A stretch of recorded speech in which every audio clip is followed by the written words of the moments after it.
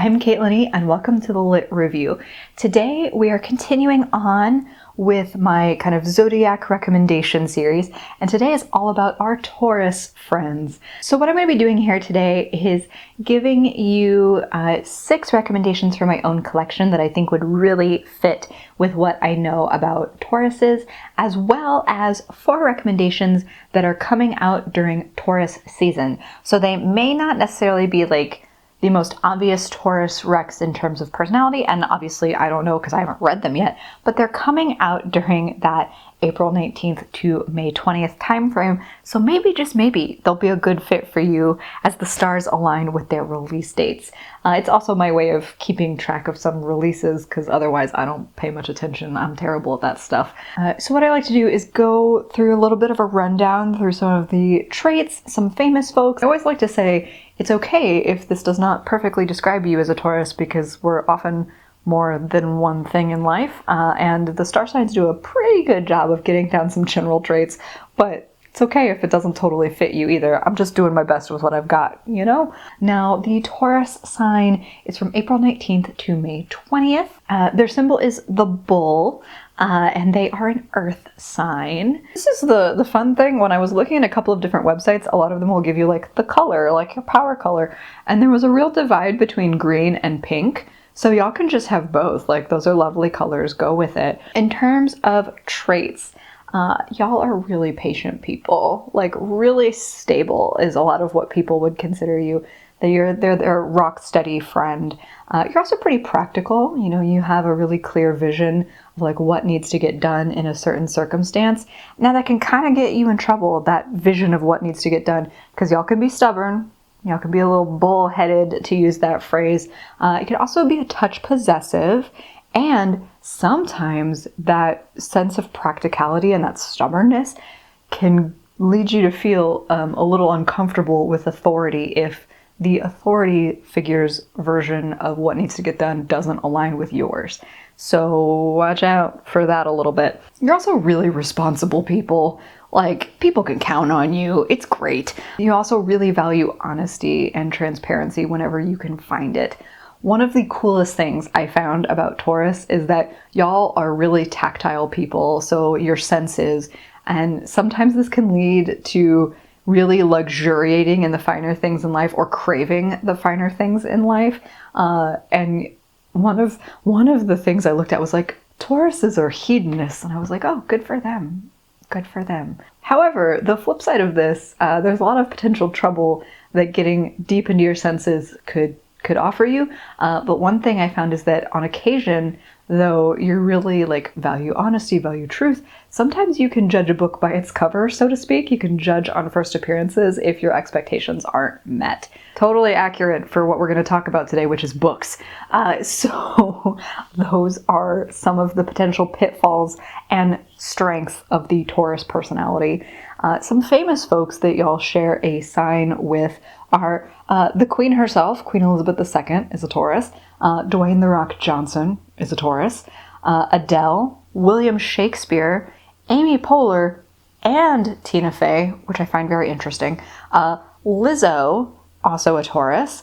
And there are honestly so many more amazing Tauruses out there. So you're in good company is basically what I'm trying to say. And then the general horoscope, or kind of like touch point for the year of 2021, is that you have spent all of last year trying to be the rock for people, trying to just roll through the chaos of last year. But the thing I was seeing in a couple of different places when I was looking at yearly horoscopes is that this year is going to be full of dynamic events. That's a phrase I kept seeing, strangely enough.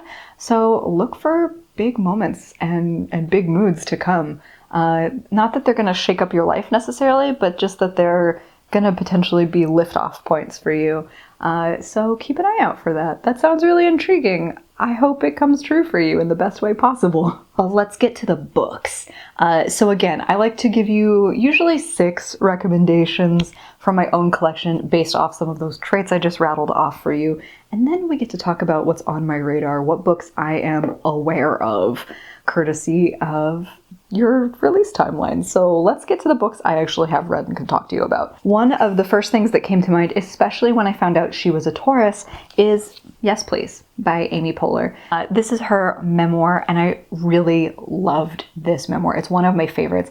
I knew of Amy Poehler when I read it, but this just made me feel so much more connected and empathetic with her. It's funny, it's heartfelt, and it's, you know, for those of you, again, with that tactile sensory thing, there's letters in here. Even though this is a print book, but that like feeling of having something taped in here, it just created a really interesting feel throughout the book. So her photos aren't included in the way that I think a lot of memoirs often do, where there's just like a sliver of photos in the center. They're really scattered throughout for a more like tactile, honest approach to writing a memoir, and it felt like you were really getting to know her on a different level. So I highly recommend this, especially if you're a fan of something like Parks and Rec or Making It. That is another favorite show of mine with her in it. So yeah, just big fan of Amy Poehler. She's a fellow Taurus, and I think you would really like this book, even if you don't know too much about her. Another option for you is one of my favorite romances, and that is Night Song by Beverly Jenkins. I just adored the two main characters of this book, and I feel like they are going to give you, in different ways, a lot of the things that are going to speak to your responsible, stable, valuing of honesty. Also stubborn, because both of the main characters are very stubborn. There's also a little bit of that judging of outward appearances during their first meeting.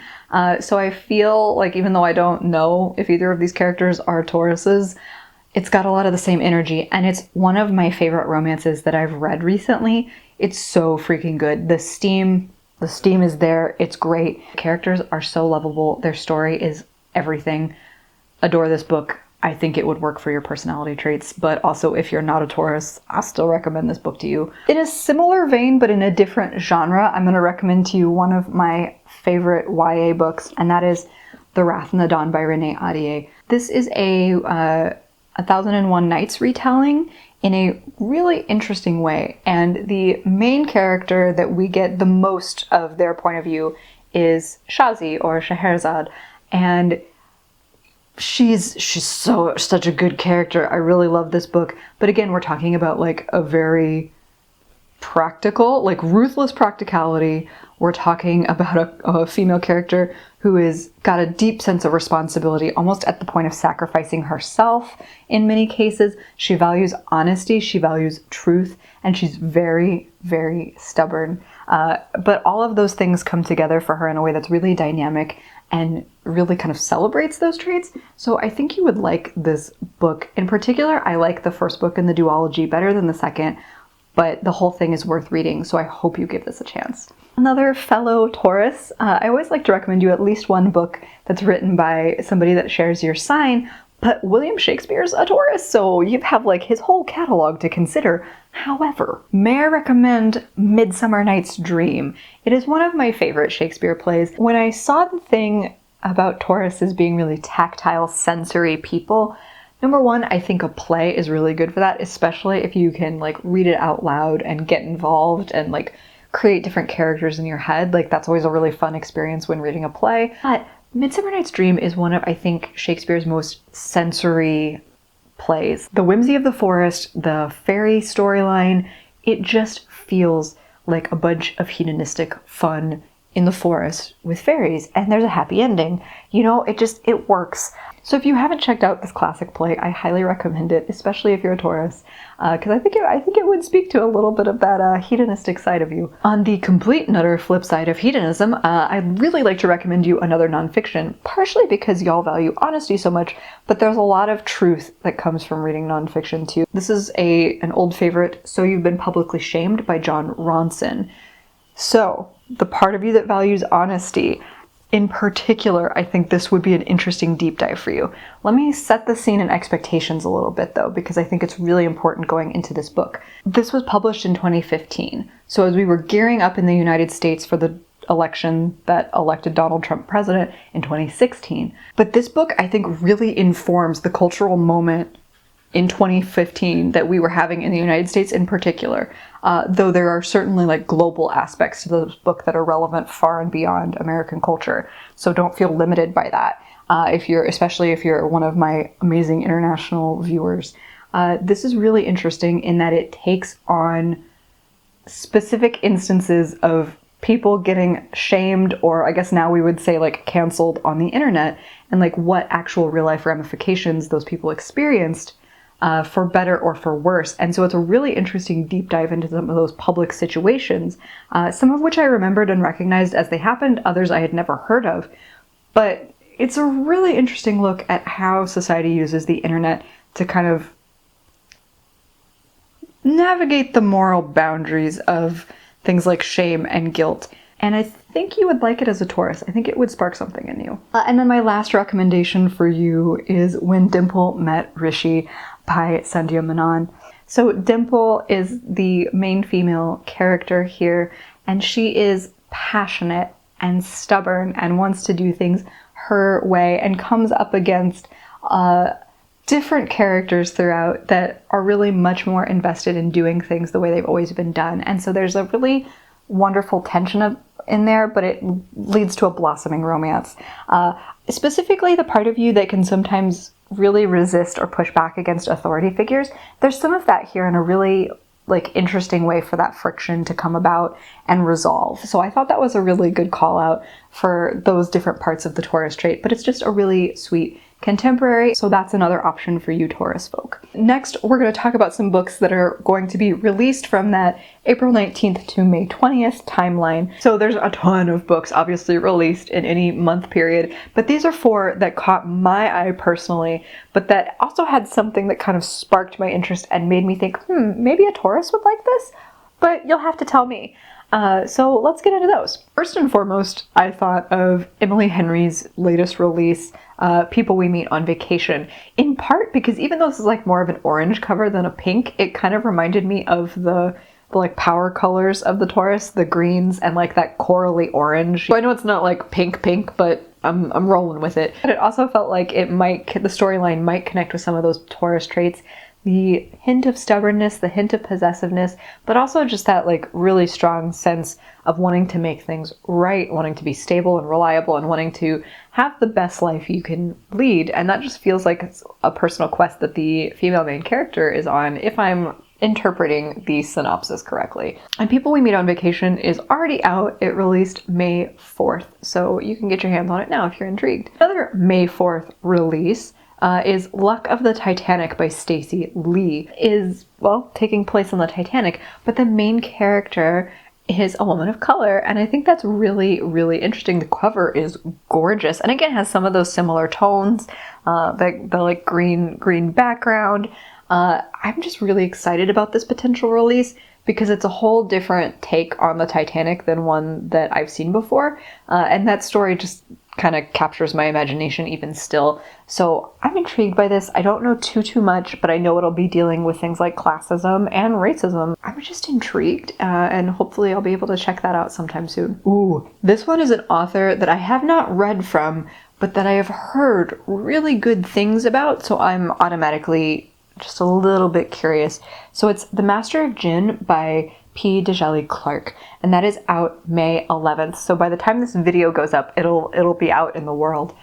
So most of what I know Djèlí Clark from is like novellas or short stories, but this one I believe is a novel in truth, and it just seems really interesting, like fantasy, sci-fi in the modern world. Everything that I've read about this upcoming book feels like it's going to be like a really lush piece of storytelling. So I think that tactical side of you that's really engaged in your senses is going to find something in this book. It also has kind of a little bit of that don't judge a book by its cover logic to it in the synopsis. I don't want to say too much because I genuinely don't know, and I'm worried I would misrepresent the book. But the cover's really cool. I'm intrigued by the book and have always wanted to read something by this author, so it's on my radar, and it's, again, out May 11th. So this is more of a paperback release than a like fresh release, but it still caught my eye, so I kind of wanted to include it, and that's The Betrayals by Bridget Collins. It seems like this is a magical school narrative, but the tagline for this is Let me actually read this to you. The kind of like tagline for this is, if everything in your life was based on a lie, would you risk it all to tell the truth? So again, hearkening back to that like desire for honesty in your lives, Taurus, I feel like this could be a bit of a fun, challenging read for you, especially because it's a book that some reviews are saying like lots of twists and turns. So I think this could be a good novel of like discovering the truth that might really work for you. It technically was released back in November, I think, of 2020, but this is the paperback release and it just really grabbed me for some reason. So I'm gonna follow that intuition and just call that out as a rec. But that is going to be coming out May 18th. All right, so those are my recommendations for my Taurus friends. This has been a really, I say this every time, but this has just been a really fun experience to give you like little zodiac recs based on your sign. I also really love hearing from those of you who actually are the star sign I'm recommending for and like what some of your actual favorites are. So if you're a Taurus, let me know down below what some of your favorite books are. Either way, thank you for spending time with me. I hope you have a fantastic reading day. Like and subscribe if you'd like to see more from me or this channel, and I'll see you in the next one. Bye!